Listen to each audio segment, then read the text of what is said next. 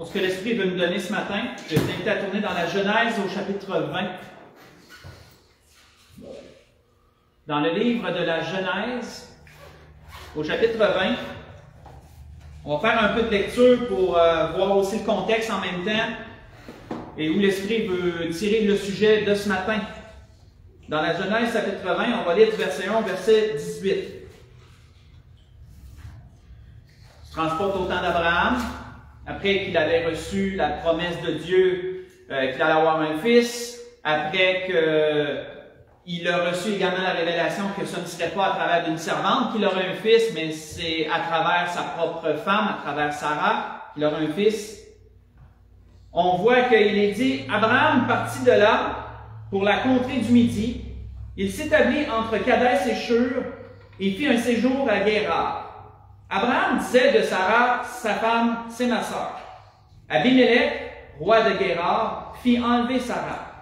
Alors Dieu apparut en songe à Abimelech pendant la nuit et lui dit, « Voici, tu vas mourir à cause de la femme que tu as enlevée, car elle a un mari. » Abimelech, qui ne s'était point approché d'elle, répondit, « Seigneur, feras-tu périr même une nation juste? Ne m'a-t-elle pas dit, c'est ma sœur? Et elle-même, n'a-t-elle pas dit, c'est mon frère? J'ai agi avec un cœur pur et avec des mains innocentes. Dieu lui dit en songe, je sais que tu as agi avec un cœur pur. Aussi t'ai-je empêché de pécher contre moi. C'est pourquoi je n'ai pas permis que tu la touches. Maintenant, rends la femme de cet homme, car il est prophète. Il priera pour toi et tu vivras. Mais si tu ne la rends pas, sache que tu mourras, toi et tout ce qui t'appartient. Abimelech se leva de bon matin, il appela tous ses serviteurs et leur rapporta toutes ces choses. Et ces gens furent saisis d'une grande frayeur. Abimelech appela aussi Abraham et lui dit, « Qu'est-ce que tu nous as fait? Et en quoi t'ai-je offensé que tu aies fait venir sur moi et sur mon royaume un si grand péché? Tu as commis à mon égard des actes qui ne doivent pas se commettre. » Et Abimelech dit à Abraham, « Quelle intention avais-tu pour agir de la sorte? » Abraham répondit, « Je me disais qu'il n'y avait sans doute aucune crainte de Dieu dans ce pays, et que l'on me tuerait à cause de ma femme. De plus, il est vrai qu'elle est ma sœur. Fille de mon père seulement, elle n'est pas fille de ma mère, et elle est devenue ma femme. Lorsque Dieu me fit errer loin de la maison de mon père, je dis à Sarah, « Voici la grâce que tu me feras dans tous les lieux où nous irons. Dis de moi, c'est mon frère. » Abimelech prit des brebis et des bœufs, des serviteurs et des servantes, et les donna à Abraham. Et il lui rendit Sarah, sa femme. Abimelech dit, « Voici mon pays est devant toi, demeure où il te plaira. » Et il dit à Sarah, « Voici, je donne à ton frère 1000 pièces d'argent, ce te sera un voile sur les yeux pour tous ceux qui sont avec toi, et auprès de tous tu seras justifié. » Abraham pria Dieu, et Dieu guérit Abimelech, sa femme et ses servantes. Elles purent enfanter, car l'Éternel avait frappé de stérilité toute la maison d'Abimelech à cause de Sarah, femme d'Abraham. On va arrêter ici. Nous voyons ici, dans ce que nous venons de lire, frères et sœurs, que Abraham et Sarah s'étaient tous deux concertés pour mentir, entre guillemets, d'une certaine façon. Abraham faisait ça par crainte par rapport à sa pauvre vue, parce que Sarah, sa femme, qui était quand même assez âgée quand on regarde là, c'est ça que j'ai resté surpris, parce qu'avant, elle avait reçu la promesse de l'ange qu'elle allait enfanter, puis elle se demandait, est-ce qu'on va avoir encore des désirs l'un pour l'autre? Ça, vous voyez ça au chapitre 19. Donc, elle était quand même assez âgée, et Abraham aussi, il n'était plus, dans leur esprit, il n'était plus en condition d'avoir des enfants, parce qu'elle était stérile, Sarah. Mais même encore là, chapitre d'après, on voit ici qu'elle était quand même encore d'une grande beauté, puisqu'il continuait quand même à mentir, toujours entre guillemets, sur sa filiation avec sa femme en disant « Mais c'est ma sœur, c'est pas ma femme », et comme ça, il préservait sa vie. Préserver sa vie parce qu'elle était encore très belle malgré son âge avancé, elle était encore très belle.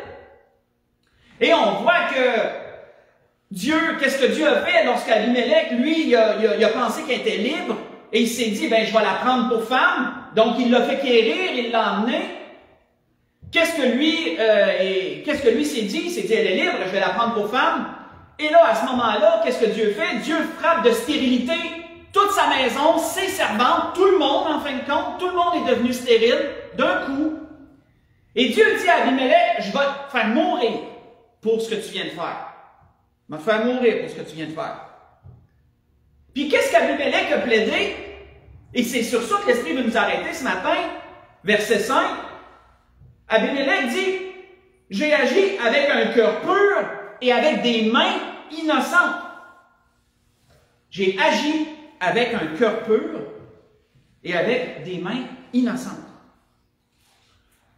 On voit que quand on regarde les mots grecs, ici c'est de l'hébreu bien sûr, quand on regarde la langue hébraïque par rapport à ce qu'il dit, il dit j'ai agi avec un cœur. Le mot hébreu pour cœur est lebab.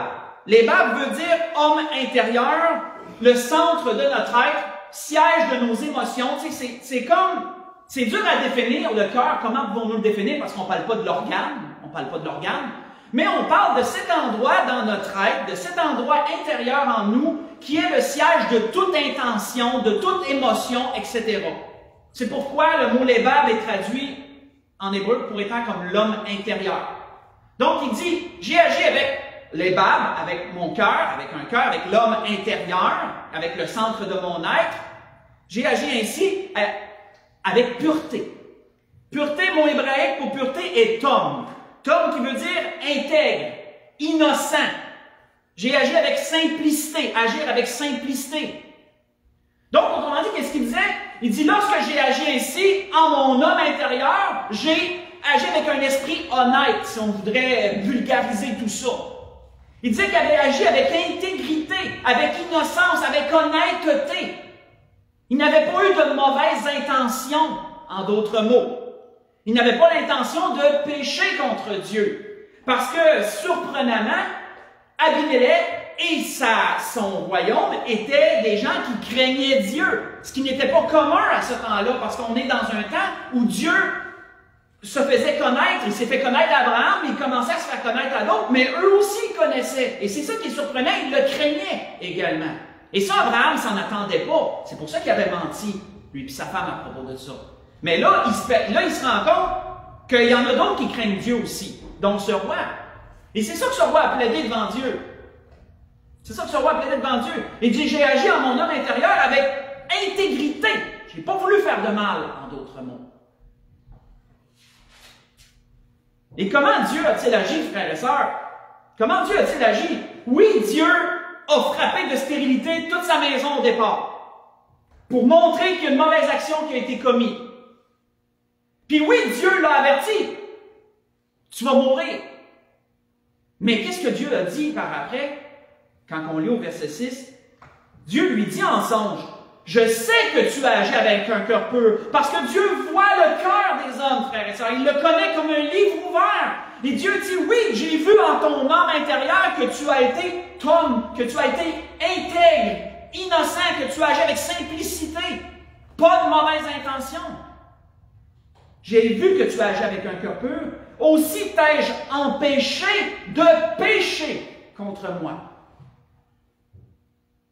Dieu, par la pureté de son cœur, l'a empêché de pécher, frères et sœurs. Il l'a arrêté de commettre un péché contre Dieu, en fin de compte, contre sa personne. Une chose qu'on ne s'arrête pas, sur laquelle l'Esprit veut nous arrêter ce matin, mais sur laquelle on ne s'arrête peut-être pas souvent, c'est que l'intégrité du cœur, la pureté du cœur, ne sert pas seulement à notre vie courante de tous les jours, comme il est dit dans les proverbes, que l'homme intègre, sa justice marche devant lui, et plein d'autres proverbes comme ça qui démontrent que quand tu es quelqu'un d'honnête, mais ça va paver ton sentier, ça va t'aider dans ta vie, autrement dit. Il y a une dimension sur laquelle l'être humain ne s'arrête pas, que le chrétien peut-être est conscient, puis qu'il y en a d'autres qui moins. C'est la protection de Dieu, frères et sœurs, sur la personne qui est intègre. Celui qui a un cœur intègre a une protection qui vient de Dieu. Cet homme-là avait cette intégrité de cœur, cette simplicité, cette pureté de cœur, et Dieu l'a empêché de pécher contre lui. Dieu l'a arrêté, l'a averti. Et ça, frères et sœurs, c'est une grâce qui est excellente pour l'enfant de Dieu. On voit que David, dans un psaume, parlait de ceci à propos de l'intégrité du cœur. Faites juste écouter, c'est vraiment beau. David disait, « Qui pourra monter à la montagne de l'Éternel? Qui s'élèvera jusqu'à son lieu saint? » Qui est capable de faire ça? De se rendre là? Celui qui a les mains innocentes et le cœur pur, frères et sœurs. Et on revient au même mot ici. Celui qui a les mains innocentes et le cœur pur. Celui qui ne livre pas son âme au mensonge et qui ne jure pas pour tromper. Il obtiendra la bénédiction de l'Éternel et la miséricorde du Dieu de son salut. Voyez ça dans le psaume 24, ce que je viens de vous lire, psaume 24, j'ai lu du verset 3 jusqu'au verset 5. Le cœur intègre et pur, frères et sœurs. L'homme intérieur qui agit avec honnêteté devant Dieu, qui ne veut pas se charger d'un péché quelconque, le cœur intègre et pur obtient la bénédiction de Dieu. Il obtient la faveur de Dieu, il obtient, frères et sœurs, la protection de Dieu. Quand que nous regardons selon la parole et que si on parcourt rapidement des exemples dans l'Écriture, on voit que ce fait est toujours démontré, frères et sœurs, au cours de l'histoire juive, on le voit. Si on prend l'exemple de Noé, je vais prendre des exemples brièvement. Noé, c'est à cause de son intégrité. Dans sa génération pécheresse et corrompue, c'est à cause de son intégrité que Dieu l'a sauvé du déluge. Que Dieu lui a dit, bâtis-toi un arche. Parce que Dieu était peiné de sa création. Et Dieu dit, je vais détruire ma création. Mais qu'est-ce que Dieu dit aussi? Qu'est-ce qui est écrit aussi? Dieu a vu Noé, homme intègre, craignant Dieu. Voyons, je les mélange toutes. Noé avait ce cœur pur. Il avait ce cœur pur. Il avait cet homme intérieur intègre. Et Dieu l'a protégé à cause de ça. Dieu l'a protégé. On voit que Jacob, quand on lit son histoire, on peut voir que Dieu l'a protégé contre les mauvais desseins de son beau-père, de toutes ses machinations, de toutes ses fourberies. Quoique, qu'est-ce qui est intéressant, frères et sœurs, pour l'histoire de Jacob, c'est que Jacob a déjà été lui-même fourbe. Il a déjà été lui-même trompeur lorsqu'il a trompé son frère Ésaü pour avoir le droit d'aînesse. Il se l'est acquis d'une mauvaise façon. Et Dieu s'est occupé de lui rendre la monnaie de sa pièce. Dieu s'est occupé à travers son beau-père de le tromper par rapport à ses femmes. Mais Dieu, qu'est-ce qu'il a vu aussi, Dieu? Dieu a vu que Jacob agissait avec une intégrité de cœur dans son travail par rapport à son beau-père. Quand son beau-père changeait 10 fois son salaire, il disait, un temps, c'est tel type de chèvre que tu vas pouvoir prendre pour toi, pour ton troupeau. Après ça, quand il voyait que ça produisait trop, le beau-père changeait encore la chose et il disait, là, à ce temps, c'est les tachetés que tu vas pouvoir prendre. Puis à toutes les fois, comme Jacob il avait déjà dit, il dit, tu as changé 10 fois mon salaire. Mais il dit, Dieu m'a protégé de toi. Dieu m'a protégé de toi. Vous voyez ça dans Genèse 31. Si vous voulez parcourir le chapitre, Jacob rend ce témoignage. On peut voir à quel point Dieu est juste, frères et sœurs, dans la vie de ces gens, dans la vie de ses enfants, dans la vie de ceux qui l'aiment et de ceux qui le craignent. Dieu est juste.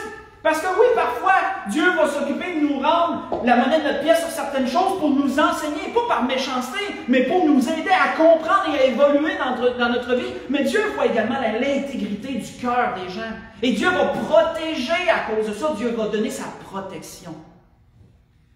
On voit que Job, lorsque le diable l'a ciblé, qu'est-ce qui a fait que Dieu a mis des balises à Satan? Qu'est-ce qui a fait que Dieu a dit à Satan, tu n'iras pas plus loin que ça? C'est l'intégrité du cœur de Job, frères et sœurs, qui a fait que Dieu a fait ça. Qu'est-ce que Dieu a dit à Satan? Vois-tu mon serviteur Job? C'est un homme intègre et droit, craignant Dieu et se détournant du mal. Puis dis-toi, tu m'excites à le perdre.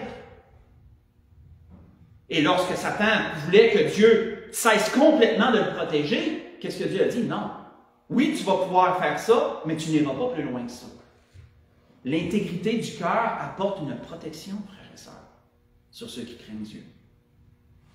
On voit que c'est par intégrité de cœur toujours que David, lorsqu'il s'est fait rebuter par un homme méchant du nom de Nabal, et que là, en colère, il est parti pour tuer toute sa maison, serviteurs, servantes, etc., tous les gens de sa famille, puis que là, la femme sage que Nabal avait, qui est Abigail, sa femme sage, elle a pris des biens, elle est au devant de David, puis qu'elle l'a supplié d'accepter ça comme une offrande, puis de pardonner la faute de son mari.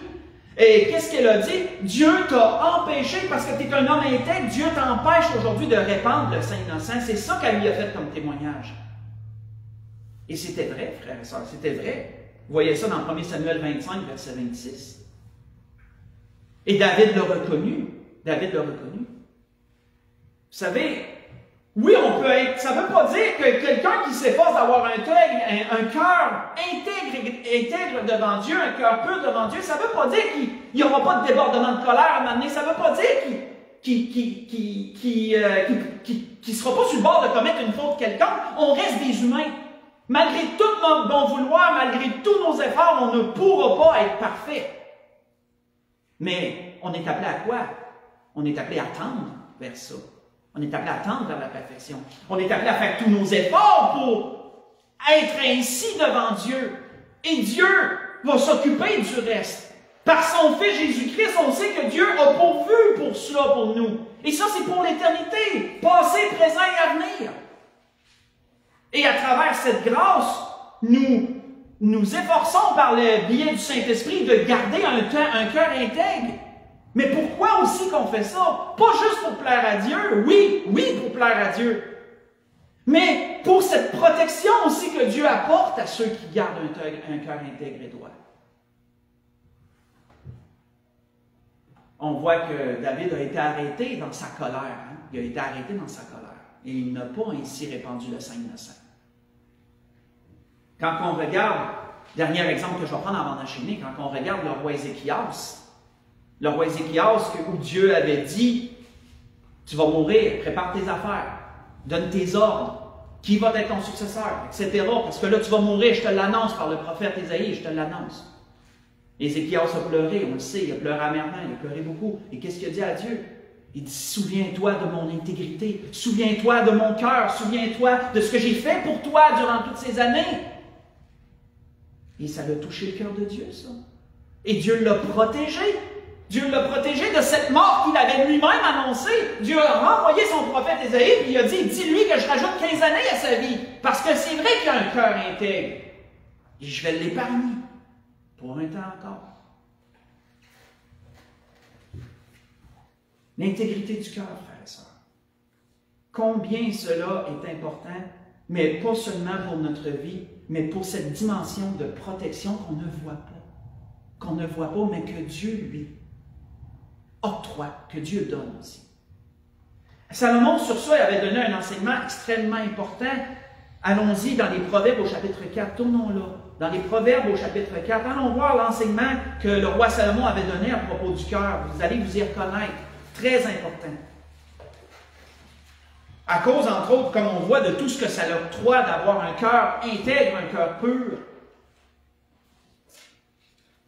De cette dimension de protection auquel on ne pense pas souvent, mais qui est là, présente. Dans les Proverbes, au chapitre 4, si on lit à partir du verset 20,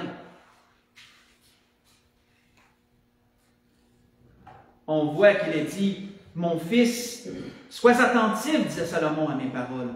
Prête l'oreille à mes discours. Qu'ils ne s'éloignent pas de tes yeux. Garde-les dans le fond de ton cœur.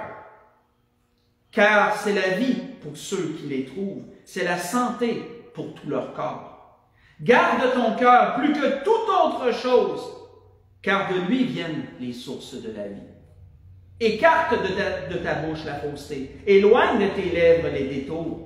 Que tes yeux regardent en face et que tes paupières se dirigent devant toi. Considère le chemin par où tu passes et que toutes tes voies soient bien réglées. Ne te détourne ni à droite ni à gauche et écarte ton pied du mal. » Quand que Salomon dit ici, garde ton cœur plus que toute autre chose, qu'est-ce qu'il dit? Le mot cœur encore ici en hébreu, c'est encore la même traduction, sauf que c'est une petite variable, c'est leb, au lieu de lébab, comme on a vu au début, c'est leb, qui veut dire la même chose, qui veut dire homme intérieur, centre de l'être. Mais aussi, il dit quoi? Car de lui, car de cet homme intérieur, de ce centre, de ce siège, de toute intention, de toute émotion, qu'est-ce qu'il y a? C'est une source de vie. Car de lui sortent les sources de vie. Mon source en hébreu est tout ça qui veut dire sortir, s'échapper de. Donc, quand on vulgarise ça, qu'est-ce que Salomon disait? Il disait que de l'être intérieur, de l'homme intérieur va sortir tout ce qui va influencer, tout ce qui va influer le cours de la vie. Et c'est vrai, frères et sœurs. C'est tellement vrai quand on y pense. C'est tellement vrai. Que tout ce qui va sortir de notre cœur va se traduire en action, va se répercuter en des actions concrètes. C'est pour ça que souvent, quand il est parlé d'intégrité de cœur, il est parlé aussi de mains innocentes. Pourquoi? Parce que ça va amener des paroles. Le centre de nos intentions va produire des paroles qui vont sortir de notre bouche, mais c'est des gestes aussi. Ça va se traduire en gestes quotidiens, dans notre façon d'agir, dans telle et telle chose, etc. Et toutes ces choses-là s'échappent de nous et contribuent, influencent notre vie de tous les jours d'une façon ou d'une autre. Parce qu'on sait que dans la vie, c'est souvent une question d'action et réaction. Des choses qu'on fait vont nous amener autre chose. Si vous êtes gentil et bon, bien vous allez recevoir probablement de la bonté généralement. Mais si vous êtes quelqu'un qui fait le mal dans ci ou dans ça, je ne dis pas que vous le faites, absolument pas, je donne des exemples. Si on est quelqu'un qui a une vie malhonnête dans telle et telle chose, bien souvent on peut récolter des amendes, on peut récolter de la prison, on peut récolter plein de choses. Voyez-vous que ce qui sort du cœur est une source de vie, je veux dire, c'est la source de vie. Ça influence notre vie. Et c'est ça que Salomon voulait dire. Et ensuite, si on va avoir une définition d'un cœur intègre, bien, à partir du verset 24 jusqu'au verset 27, c'est une belle définition. Hein, tout ce que Salomon préconise, tout ce qu'il donne comme information ici, pourrait être une belle définition de c'est quoi un cœur intègre. Éloigne ton pied du mal, ta langue de la fausseté, etc., etc. Vous savez, notre Seigneur, faites juste écouter toujours, notre Seigneur avait donné tellement un enseignement profond justement aux pharisiens, aux chefs religieux, quand qu'eux autres se concentraient tellement sur la pureté extérieure des choses, sur le lavage des plats, des ci, des ça, et et même ses disciples avaient posé des questions sur ça parce que ça les troublait. Question de purification. Et qu'est-ce que Jésus leur avait répondu? Qu'est-ce que Jésus avait dit sur ça? Mais ce qui sort de la bouche vient du cœur, et c'est ce qui souille l'homme, disait le Seigneur. Car c'est du cœur, c'est de l'ébab, c'est de l'aide de l'homme intérieur, du centre de notre être, c'est de là que viennent les mauvaises pensées, les meurtres, les adultères, l'impudicité, les vols, les faux témoignages, les calomnies. Et le Seigneur dit, voilà ce qui souille l'homme. Mais manger sans s'être lavé les mains, cela ne souille pas l'homme, disait le Seigneur. Ce que je vous ai lu, c'est dans Matthieu 15 à partir du verset 18 jusqu'au verset 20. Quand on y pense, frères et sœurs, toute la tactique du diable, la tactique du malin, réside, frères et sœurs, dans le fait d'infiltrer dans notre cœur toutes sortes de mauvaises choses, toutes sortes de mal. D'infiltrer, parce que le cœur, c'est comme une forteresse. Hein, c'est comme une forteresse qu'on doit bien garder, là, si vous voulez avoir une image. Là. Il doit y avoir des soldats devant les portes, il doit y avoir vraiment des arbalétiers en haut, ces tours. Mettez-la aussi protégée que vous voulez dans votre tête. Là. C'est ça le cœur. Ça doit être protégé, ça doit être toujours vraiment là, surveillé. Parce que Satan voit, lui, lorsque les soldats regardent alentour, lorsqu'ils sont assoupis ou quoi que ce soit, là, je suis toujours en image, comme vous pouvez l'imaginer, mais là, lui, il s'occupe d'infiltrer des petites choses. Il infiltre des petites choses au cœur. Puis parfois, on ne le voit pas sur le coup. On ne le voit pas sur le coup. Mais tranquillement, Satan noircit le cœur, tranquillement. Puis à un moment donné, mais qu'est-ce qui arrive? Le cœur change, et là, le cœur va de lui-même vers un mal quelconque. Et là, Satan, il a réussi son coup. Il a infiltré des choses. Parce que, après ça, du cœur viennent aussi les sources de la vie, dans le sens négatif aussi du terme. De là encore viennent les sources de la vie.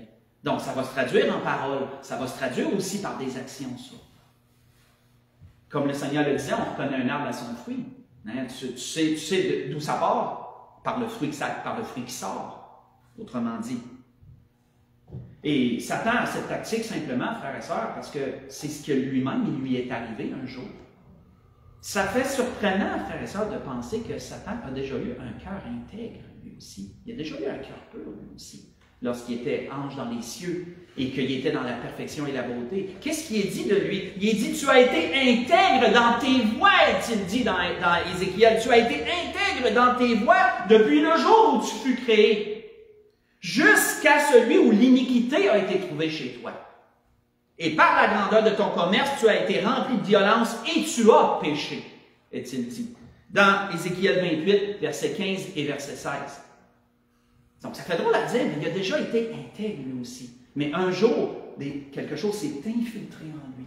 Sa beauté s'est non-orgueillie de sa beauté, s'est élevé à cause de sa beauté. Et ses actions ont commencé à changer. Et là, il a péché en voulant renverser Dieu et en voulant supplanter Dieu. Et tout ce qui en est suivi. Et sa tactique est celle qu'il a lui-même vécue, c'est de faire la même chose, c'est de reproduire ce qu'il a lui-même arrivé. Il le reproduit chez les êtres humains que Dieu a créés, parce que lui, il est l'humanité et il veut l'amener dans la perdition, tout comme lui est dans la perdition. Et vous savez, comme je disais, malgré toute notre bonne volonté, malgré toutes nos bonnes intentions, malgré tous nos désirs d'avoir un cœur intègre, ça peut arriver qu'on chute. Ça peut arriver que pour un temps, notre cœur devienne moins intègre, que notre cœur devienne moins pur. Ça peut arriver.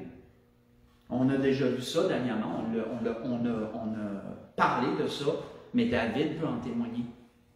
David, il a perdu son intégrité pendant un moment lorsqu'il a péché avec Bathsheba. On ne reviendra pas encore sur ça, mais vous le savez, David a perdu son intégrité de cœur à un moment donné.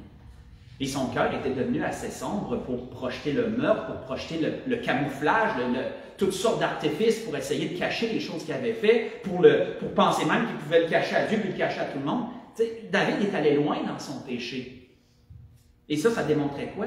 Ça démontrait que son cœur n'était plus intègre, son cœur n'était plus pur comme il aurait dû être, comme il avait déjà été. Et qu'est-ce qui est arrivé à travers ça? C'est que David, en allant vers le mal, il a perdu cette protection. Pour un temps, il a perdu cette protection. Il a péché et toutes les répercussions que ça l'a amené sur lui, ça s'est répercuté sur des générations après, sur ses enfants. Ça s'est répercuté loin, ça. Mais David savait, il a réalisé que Dieu est miséricordieux et bon.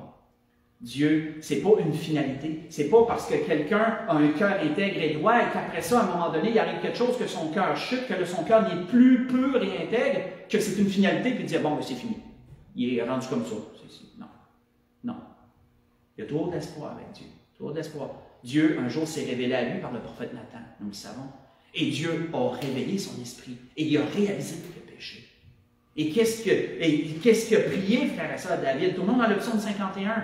Allons voir sur quoi David avait prié lorsqu'il a réalisé ça. Il a réalisé dans quel état son cœur était rendu. Et puis David a dit non, je veux retrouver ce cœur pur et intègre devant Dieu. Je veux avoir cette protection divine sur moi à nouveau. Dans le psaume 51, si on lit à partir du verset 6 au verset 12,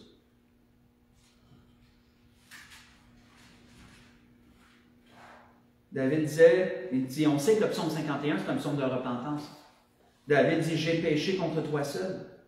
J'ai fait ce qui est mal à tes yeux, en sorte que tu seras juste dans ta sentence. Tu seras sans reproche dans ton jugement. Voici, je suis né dans l'iniquité et ma mère m'a conçu dans le péché.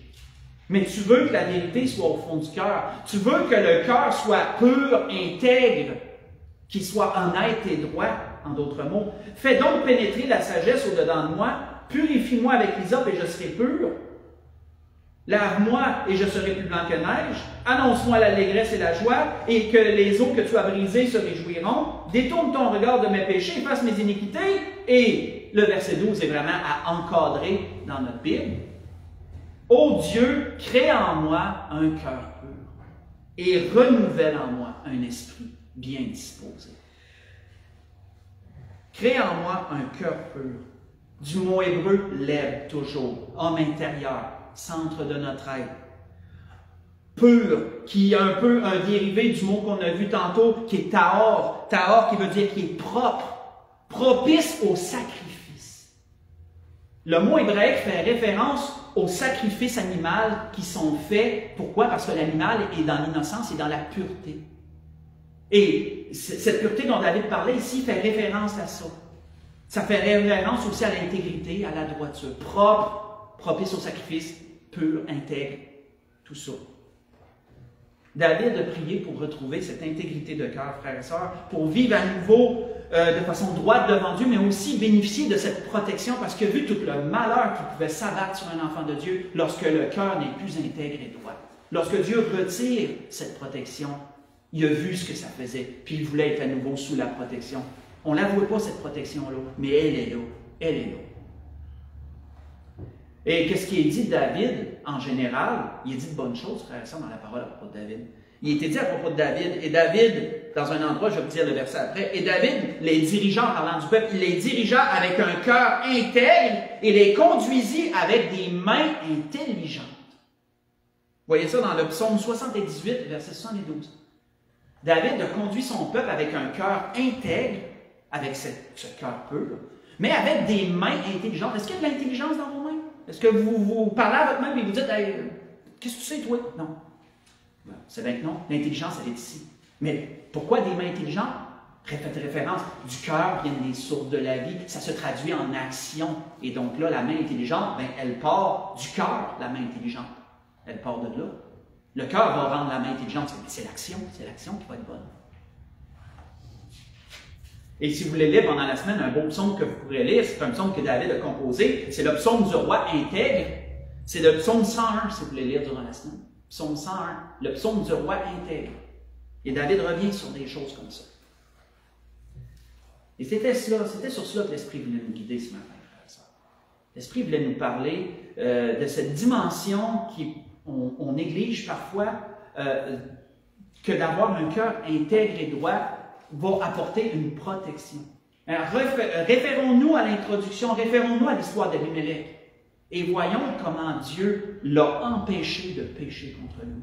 Parce que oui, frères et sœurs, si Dieu voit qu'une personne est intègre et droite, qu'elle veut la bonne chose, que son cœur n'a pas de duplicité, qu'elle n'a pas des intentions mauvaises, bien Dieu va souvent avertir. Une parole, une lecture, peu importe. Puis la personne va dire, oh, ok, je sais que ce n'est pas un bon chemin, je me retire de là, je n'irai pas dans ce sens-là, je vois que ce n'est pas le bon sens. Là. Dieu va donner ça. Parce que la personne, elle a des bonnes intentions. Son intérieur est pur et honnête.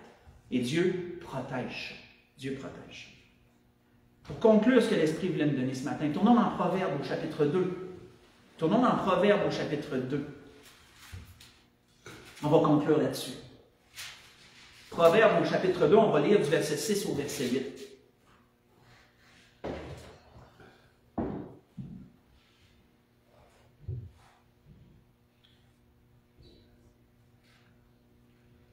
On voit que Salomon dit, « Car l'Éternel, Proverbe chapitre 2, verset 6 au verset 8, « Car l'Éternel donne la sagesse, et de sa bouche sortent la connaissance et l'intelligence. Il tient en réserve le salut pour les hommes droits. » Vous saviez que salut veut dire délivrance aussi. Hein? Salut veut dire délivrance quand on fait la définition des mots. Il tient la délivrance, il tient la protection. Une délivrance est une protection, somme toute aussi. Il tient cela pour les hommes droits.